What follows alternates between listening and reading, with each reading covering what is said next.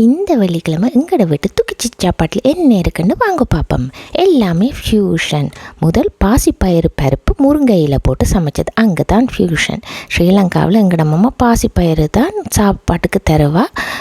மைசூர் பருப்பெல்லாம் காண்பது அரிது என்ற இதுதான் சத்து அதிகம். அடுத்த ஃப்யூஷன் கத்தரிக்காய் வெண்டிக்காய் கிழங்கு குழம்பு. ஃப்யூஷனோட முதலே சொன்னேன் தானே, நார்மல் குழம்பு மாதிரி தான் செஞ்சேன்னா, ஆனால் டேஸ்ட் கொஞ்சம் வித்தியாசமான இருந்துச்சு. அடுத்ததான் பெரிய ஃப்யூஷனே என்னென்று பார்த்தீங்கன்னு சொன்னால், டடடாங்க ப்ரொக்கோலி, பீட்ரூட், ஸ்னோ பீஸ், அதோட ரெட் பெப்பர்ஸ் கொஞ்சம் போட்டேன். நான் இனிப்பு தன்மைக்கு சப்ஜி மசாலா போட்டு செஞ்சேன். நான் வித்தியாசமான டேஸ்ட்டாக இருந்தது.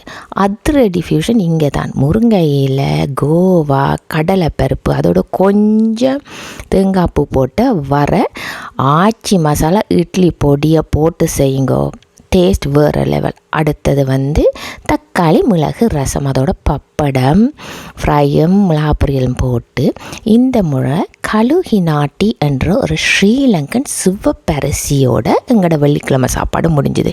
இந்த அரிசியை பற்றி நான் பிறகு இன்னொரு வீடியோவில் உங்களுக்கு டீட்டெயிலாக சொல்கிறேன்.